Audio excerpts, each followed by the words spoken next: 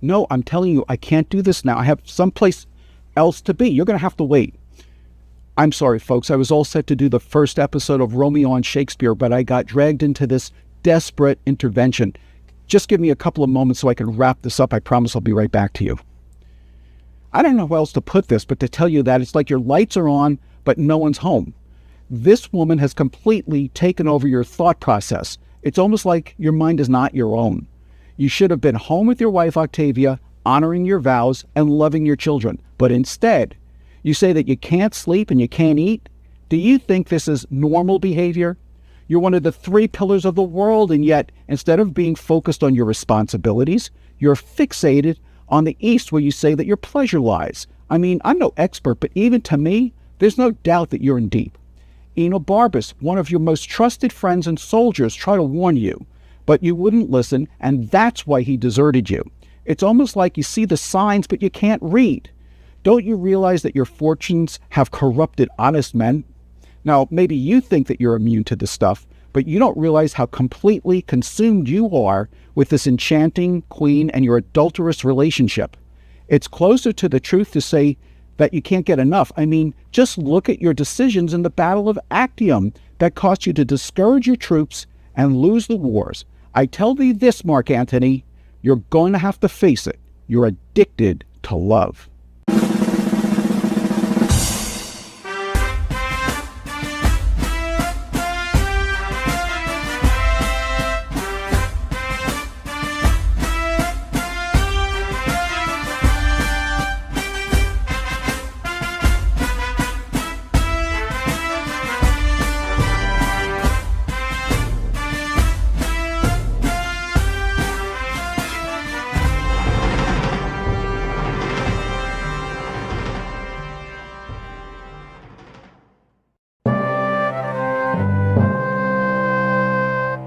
If you ever see the 2000 film Pearl Harbor, there's a great scene in the movie where a very attractive Kate Beckinsale in a very striking red dress comes to see Danny. And his friend looks at this woman and tells him, "Women cloud the mind." This would have been truly good advice for Mark Antony. So let's go through the plot of Antony and Cleopatra. Mark Antony was one of the three triumvirates of the Roman Republic, along with Octavius Caesar and Lepidus, neglected his soldierly duties after being captivated by Egypt's queen Cleopatra. He ignored Rome's domestic problems, including the fact that his third wife, Fulvia, rebelled against Octavius and soon after died. Octavius calls Antony back to Rome from Alexandria to help him fight against Sextus Pompey, who is a master of the Mediterranean. Cleopatra begs Antony not to go to Rome, but after repeatedly affirming his love for her, he eventually leaves. The triumvirates meet in Rome, where Antony and Octavius find a way to resolve their disagreements. Octavius' general Agrippa proposes that Antony should marry Octavius' sister, Octavia, thus solidifying the bond between the two men. Antony accepts, but Antony's lieutenant Enobarbus knows that Octavia can never stop Antony from returning to Cleopatra. A soothsayer lets Antony know that he is sure to lose if he ever tries to defeat Octavius. Meanwhile, back in Egypt, Cleopatra hears of Antony's marriage to Octavia and becomes furious at the messenger who brought her the news. She demonstrates her vanity by asking numerous questions about and then criticizing Octavia's features. Before battle, Octavius, Antony, and Lepidus meet with Sextus Pompey and offer him a truce. He can retain Sicily and Sardinia, but he must help rid the sea of pirates and send tributes to Rome, which Pompey accepts. They have an excessive drunken celebration on Pompey's galley, although Octavius leaves a little bit early, fairly sober. Minos, a former pirate who is now loyal to Pompey, suggests to Pompey that if he lets Minos kill the three triumvirates, Pompey would become the sole ruler of the world. But Pompey refuses because it would go against his honor. He also chides Minos for not having acted on his own. After Antony departs from Rome to Athens, Octavius and Lepidus go to war with Pompey and defeat him. Antony leaves his wife after 3 years and returns to Alexandria, where he crowns Cleopatra and himself as rulers of Egypt and the eastern third of the Roman Republic. He accuses Octavius of not giving him his fair share of Pompey's lands and learns that Lepidus has been imprisoned and killed by Octavius. Antony and Octavius prepare for battle. Enobarbus urges Antony to fight on land to give his leader the advantage. Antony refuses because Octavius dares him to fight at sea. Cleopatra pledges her fleet to aid Antony.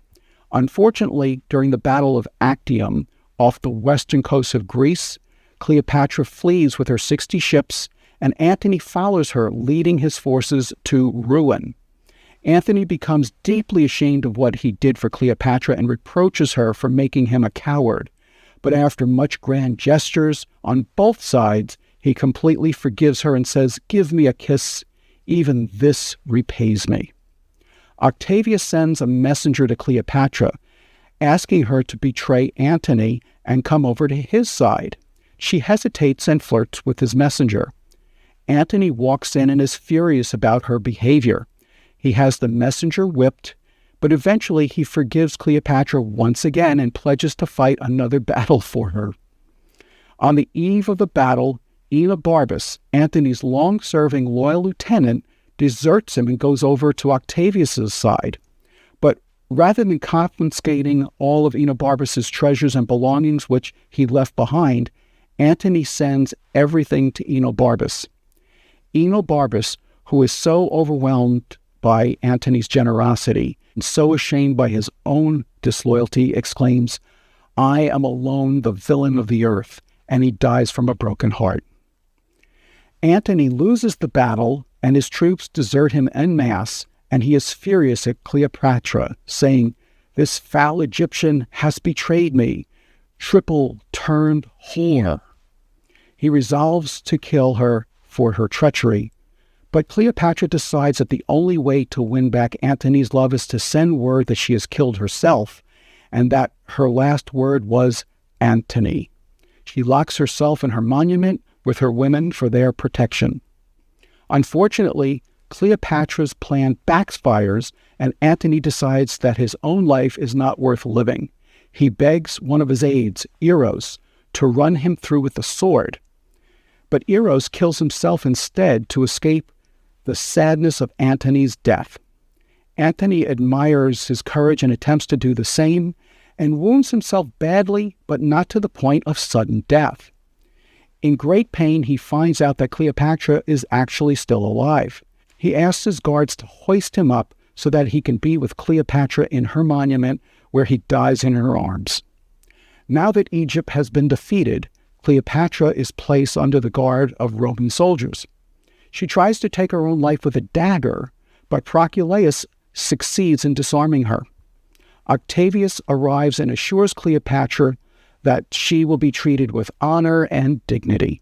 But the loyal Dolabella secretly warns her that Octavius intends to parade her in his Roman triumph. Cleopatra bitterly anticipates that there will be endless humiliations awaiting her for the rest of her life as a Roman conquest. She decides to kill herself with an asp and longs to meet Antony again in the afterlife. Her serving maids, Iris and Charmian, also die, Iris from a broken heart and Charmian from one of the 2 asps in Cleopatra's basket. Octavius discovers the dead bodies and experiences conflicting emotions, while Antony and Cleopatra's death leave him free to be the first Roman emperor. Octavius feels guilt and remorse for having relentlessly hunted them. He orders a public military funeral for both of them and their servants. When we get back, we'll look at the characters that make up this remarkable tragedy. There certainly are a lot of interesting characters in Antony and Cleopatra, so let's go through some of the major ones. We'll start with Mark Antony. Now, this is a very different Mark Antony than we see in Julius Caesar, because now he is world-weary, he's content to live in his love nest with his queen, shirking his responsibilities to his wife, his soldiers, and his fellow world sharers. In fact, it seems that his greatest failing is that he's forgotten that the price of greatness is responsibility. Next up, we have Cleopatra. Now, the way she's portrayed through Shakespeare is that she is a drama queen, she is flighty, fickle, unpredictable, maddening, and insecure, primarily concerned about herself. In fact, when Mark Antony dies, her first question is, "Wouldst die? Have no care for me?" She's so self-absorbed. Charmin and Iris are her ladies-in-waiting. They are her confidants and her emotional supporters, and they're both very loyal, and they're even willing to die with her. Let's go over Octavius Caesar. Now, he is powerful, serious, and very loyal to his sister Octavius, and he is the foster nephew of Julius Caesar. Now, that's important because Julius Caesar did not have any legitimate male heirs. There's also Enobarbus. Now, he's a close confidant of Mark Antony, and Shakespeare uses Enobarbus to ask Mark Antony questions that we want to know the answers to and to learn Antony's private thoughts. He's very loyal to him for much of the play, and he tries to help Mark Antony until he realizes that Cleopatra's hold on him is greater than his own. Now let's talk about the triumvirate. Now this is Mark Antony. He is the warrior. His soldiership is twice that of the other twain. He shirks his responsibilities from the other two. Then you have Octavius Caesar. He's the younger one, and he's the least experienced, although he wields the most amount of power and operates with a clear head. And then you have Lepidus. He's a foolish old man, and in this play he's over the hill, he drinks too much, and he's easily dispatched by Caesar. We also have Eros, who is a slave and a soldier who is faithfully loyal to Mark Antony. In fact, he would rather kill himself to avoid what he calls the sadness of Antony's death than to take Antony's life, even when Antony requests it. In fact, his suicide is considered honorable and noble by the Romans and the Egyptians. There's also Proculaeus. Now, Mark Antony specifically tells Cleopatra that the only soldier that she should trust that is loyal to Octavius Caesar is Proculaeus. This also demonstrates Antony's poor judgment because he's not telling her the truth. And Donabella, who is a loyal soldier to Octavius Caesar also, is actually the one that tells Cleopatra the truth at his own risk. We also have Fulvia. Now, this is Mark Antony's very, very powerful third wife who is unseen in the play, but she creates problems for her disloyal husband by going to war against Octavius Caesar. There's also Fulvia, who we see for a short bit in this play, Mark Antony's fourth wife. She serves as a bridge of peace between Antony and Octavius, but she also creates problems with Antony because he is not faithful to her. Both of these wives are inconvenient to Antony and Cleopatra's relationship. Now, there's also one other character I want to mention, and this is the clown. He's only in the last scene, and he serves two purposes. Number one, he has to deliver the asp to Cleopatra, the mechanism for her to commit suicide, and to add some comic relief. In fact, these are the things he says. First, Cleopatra asks him if he has the pretty worm of Nilus that kills and pains not. And the clown says, "Truly I have him, but I would not be the party that desire you to touch him, for his biting is immortal." What he means is mortal or fatal. And those that do die of it do seldom or never recover. Well, if they die of it, how do they seldom recover? Cleopatra then asks if he remembers any who died from it, and the clown says, "Very many, men and women too. I heard of one of them no longer than yesterday, a very honest woman, but something given to lie, as a woman should not do, but in the way of honesty." This is Shakespeare just having fun with somebody who's considered a clown and not an educated person. There's also a correlation at the very beginning of The Merry Wives of Windsor, where Master Shallow asks the very humorous Welshman Sir Hugh Evans is Falstaff in Master Page's house. Knowing that his response will anger Master Shallow, Sir Hugh replies, "Shall I tell you a lie? I do despise a liar as I do one that is false, or as I despise one that is not true. So, as you see, Shakespeare takes every opportunity, even in a tragedy, to add a little bit of humor. All right, now we're going to talk about plot devices and memorable scenes in Antony and Cleopatra. Well, there's a couple of plot devices that Shakespeare uses in other plays too. The first one is having somebody else kill you because you ask them to do it. In Julius Caesar, we see that a few different times. In this one, we see Mark Antony ask his servant, his slave, Eros, to do it, who he made promise to do it as well. Eros refuses to do it and kills himself instead because he is just so loyal to Antony. He doesn't want to see the sadness of Antony dying. Also, another plot device that's used here is the soothsayer, who provides prophecies which almost always come true in the Shakespeare plays. In this one, Mark Antony asks the soothsayer, who would be victorious, Octavius or me? And he says, Octavius, stay away from him. We're not going to talk too much about the plot devices in here, but we are going to see them in the other plays as we go through them. But I do want to talk about the barge scene.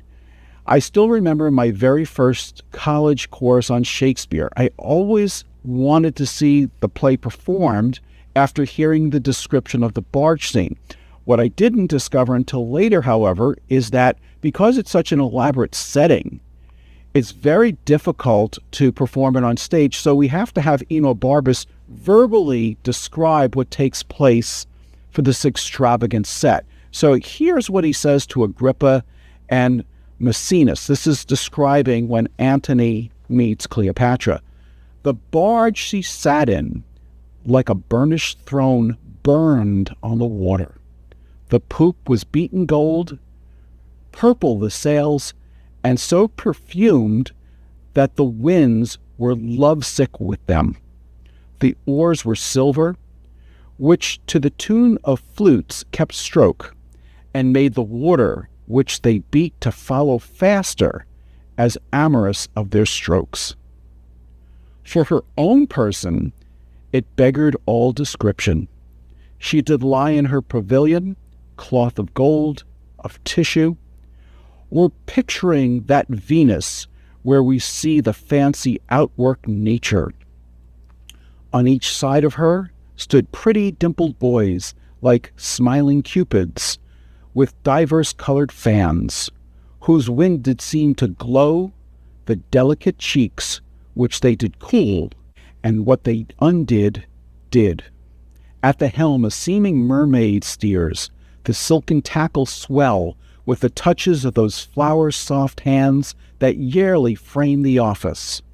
From the barge a strange invisible perfume hits the scents of the adjacent wharfs.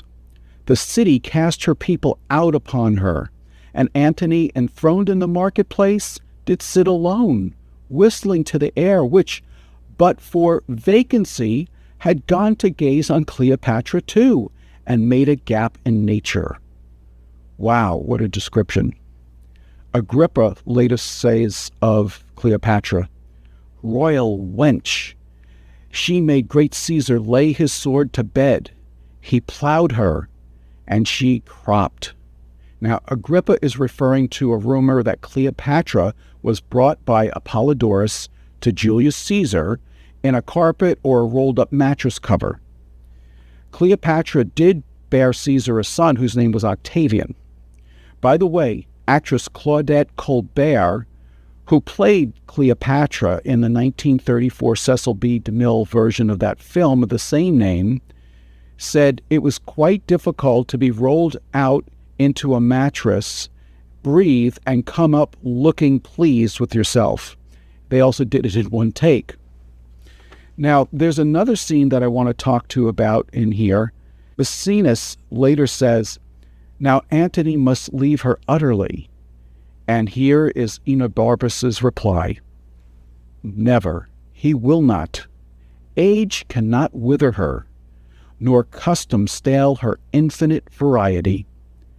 Other women cloy or sicken the appetites they feed, but she makes hungry where most she satisfies. The vilest things become themselves in her, that the holy priests bless her when she is riggish, that is, lustful or sexually unrestrained. Now, there's a lot of talk in this play about serpents, snakes, crocodiles, and worms, but they rarely ever use the right description for each of these creatures. But I love this description of the crocodile that Mark Antony makes to Lepidus. While feasting aboard Pompey's ship, the drunken Lepidus says to Mark Antony, "You have strange serpents there in Egypt. What manner of thing is your crocodile?" Now, Mark Antony, who we hear admit in Julius Caesar that he thinks that Lepidus is a washed-up old fool, decides to have some fun at his expense since he's already drunk, and he says, "It is shaped, sir, like itself, and it is as broad as it hath breadth. It is just so high as it is, and it moves with its own organs. It lives by that which nourished it, and the elements, once out of it, transmigrates, and the tears of it are wet." Does that help you understand what a crocodile looks like? When Lepidus asks, "What color is it?" Mark Antony replies, "Of its own color too," to which Lepidus says, "'Tis a strange serpent." It's not even a serpent. But again, I'm trying to point out to you what really makes Shakespeare great is the dialogue and the descriptions that go into every single line. Strength and cowardice are two themes that run throughout this entire play. Octavius Caesar demonstrates his strength consistently throughout the entire play. Mark Antony is sought out because of his well-known military skill and expertise and strength, which is repeatedly acknowledged by Octavius Caesar, Lepidus, and Pompey. However, Mark Antony demonstrates his cowardice by turning tail during the Battle of Actium and following Cleopatra, and in doing so he disgraces himself, loses the credibility in the eyes of his men and also those of his adversaries. Cleopatra shows her strength when she is willing to go to sea to battle alongside of Antony. However, fearing that the battle is lost, she flees at the height of the conflict and thus alters the outcome from success to failure. Still, at the end of the play, Cleopatra decides to end her life on her own terms, rather than be paraded around Rome as one of Caesar's triumphs. So you see, as with all of Shakespeare's plays, his willingness to include the depths of his characters is what makes his work so enduring. What really sets apart Shakespeare from so many other playwrights is his ability to phrase things in romantic, memorable, and often unforgettable ways. Here are just a few of the most powerful lines in Antony and Cleopatra. After losing the Battle of Actium because of Cleopatra's cowardice, an enraged Antony exclaims, "O whither hast thou led me, Egypt? Thou knewest too well my heart was to thy rudder tied by the strings, and thou shouldst tow me after. You didst know how much you were my conqueror, and that my sword, made weak by my affection, would obey it on all cause." Yet, only 2 lines later, after Cleopatra asks for pardon, Mark Antony replies, "Fall not a tear, I say. One of them rates all that is won and lost. Give me a kiss. Even this repays me." Talk about being addicted to love. When Enobarbus abandons Mark Antony, he says, "I am alone, the villain of the earth, and I feel I am so most." And after he finds a ditch wherein to die, he laments, "Let the world rank me in register, a master leaver and a fugitive. Oh, Antony. Oh, Antony." And when Octavius Caesar learns of Antony's death, he says, The breaking of so great a thing should make a greater crack. Wow. When Cleopatra realizes that Octavius Caesar is telling her what she wants to hear, she says to her women, "He words me, girl. He words me." And as Cleopatra prepares for her own death, she tells her women, "Give me my robe. Put on my crown. I have immortal longings in me." And finally, when Iris dies before Cleopatra, she panics and says, "This proves me base. If she first meets the curlet Antony, he'll make demand of her and spend that kiss, which is my heaven to have." Such is the vanity of Shakespeare's Cleopatra. In any play, be it Shakespeare's or anyone else's, you're always going to have major turning points, and they determine the outcome that happens in that particular play. Now, in a tragedy, they're even more important because you realize had different actions been taken at these points, maybe the outcome would have been different. So let's go through the major turning points in Antony and Cleopatra. I also want to point out some correlations to some of the other Shakespeare plays that we're going to find here as well. So the first one takes place in Act 2, Scene 2, and it's Antony lying to Octavia, now his wife. He says, "Read not my transgressions in the world's report, but that to come shall all be done by the rule." Well, if he had only taken his own advice, things would have been much better for him. Second turning point is in Act 3, Scene 2. Antony now lies to Octavius Caesar, his wife's brother.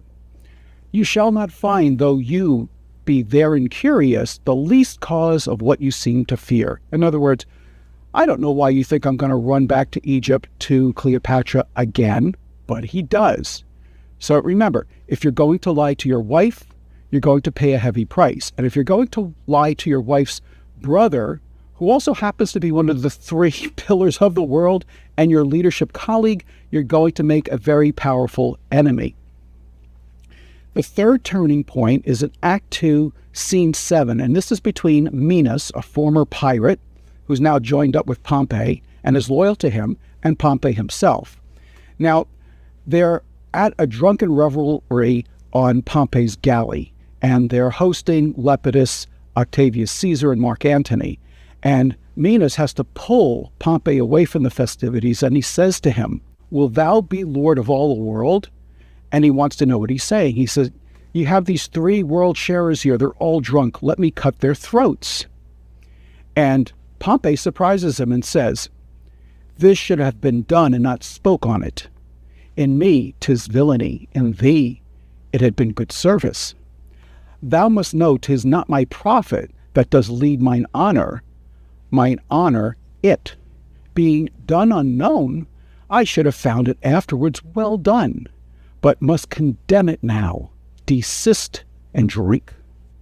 In other words, Pompey is saying to Minos, it would have been better for you to beg for forgiveness than ask for permission. Now, there's a correlation at the end of Richard II.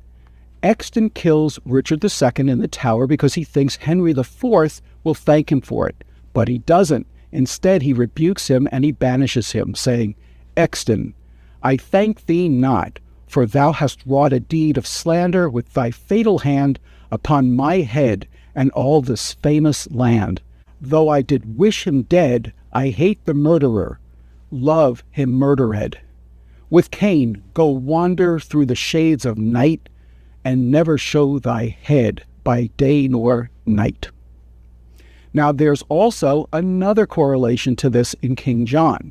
The king tells Hubert to kill Arthur and then chides him after he thinks he's done it and doesn't take any responsibility. He says, "Hadst not thou been by, a fellow by the hand of nature marked, quoted and signed to do a deed of shame, this matter had not come into my mind, but taking note of thy abhorred aspect, finding thee fit for bloodied villainy, apt, liable to be employed in danger, I faintly broke with thee about Arthur's death, and thou, to be endeared by a king, made no conscience to destroy a prince.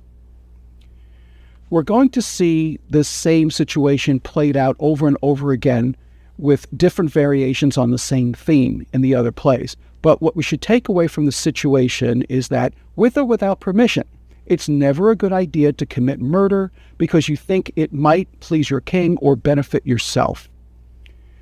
And the final turning point is in Act 3, Scene 7. This is Antony talking to one of his soldiers, Comitius, and he says, "We will fight by sea, for that he dare us to it." Now, Antony also challenged Octavius Caesar to one-on-one combat, but Caesar, knowing that he would be outmatched, declined Antony's offer. Antony, on the other hand, takes the bait and accepts Caesar's challenge to fight at sea, even though he knows Caesar will have the military advantage, and as a result, he winds up being defeated by Caesar. In poker, there's a saying, if you look around the table and you can't figure out who the chump is, it's you. So the lesson I want you to remember is, don't be a chump. In doing some research for this video, I found some interesting facts I want to share with you. First of all, Cleopatra could speak anywhere from between 9 and 12 different languages, making her very powerful. These included Egyptian, Latin, Greek, Ethiopian, and Macedonian. In fact, she wasn't even Egyptian. She was born in Alexandria, but her father was from Macedonia, which was part of Greece. At the time, she was the only female ruler of a nation in the entire world. She was only 39 years old when she died, and Mark Antony was 53. She had one son to Julius Caesar named Octavian, and she was in Rome at the time of Caesar's assassination. She had 3 children to Mark Antony, and Mark Antony had 2 to 3 children with Octavia. He was away from her for 3 years at least. Even though a guard says that the fig leaves in the basket containing the asp have slime upon them, snakes are not slimy. Oh well, nobody's perfect. Now, let's talk about the actors in Antony and Cleopatra. But before I cover who was in the 1980 BBC version, I do want to note that Charlton Heston also directed and starred in a version in 1972. It was fairly unremarkable, except for one scene in which Proculaeus wants to get into Cleopatra's monument. He gives his soldiers a signal, and then they each move their shields to create a ramp, and he climbs up it into the monument before she can take her own life. It's quite an excellent visual addition to this play. Now, in the 1972 Charlton Heston version, Jane Lapoitiere plays Charmian, one of Cleopatra's women. But in the 1980 Royal Shakespeare Company version, she gets a promotion and plays Cleopatra herself. She also went on to portray Lady Macbeth in the 1980 Royal Shakespeare Company version of Macbeth. Anthony Pedley, excellent actor, who plays Agrippa in the 1980 Shakespeare Company version, will also play Rodrigo in Othello, Junius Brutus in Coriolanus, Ajax in Troilus and Cressida, and Tranio in The Taming of the Shrew. By the way, Simon Chandler, who plays Eros in the 1980 Royal Shakespeare Company version, also joins Anthony Pedley as Lucentio in The Taming of the Shrew and plays Master Fenton in The Merry Wives of Windsor. So you can see it's all connected. All right, now it's time for this week's Romeo on Shakespeare trivia questions. Shakespeare certainly wrote many of the most famous quotes in the English language. However, very few of them were the first line of any play. Here are the 3 most famous first lines of Shakespeare plays. Can you name the play from the quote? And you get extra credit if you can say who said them. Number 1, if music be the food of love, play on. Number 2, Now is the winter of our discontent made glorious summer by the Son of York. And number 3, when shall we three meet again, in thunder, lightning, or in rain? You think you know them? Let's see if you can get them without looking them up. When we get back, I'll give you the answers to all 3, and let's see if you know who said them too. All right, how did you do? Could you get the answers without looking them up? They really weren't that hard. Number 1, if music be the food of love, play on. That was Count Orsino in Twelfth Night, probably the most famous of all of Shakespeare's first lines. Number 2, now is the winter of our discontent made glorious summer by the Son of York. That is Richard III in Richard III.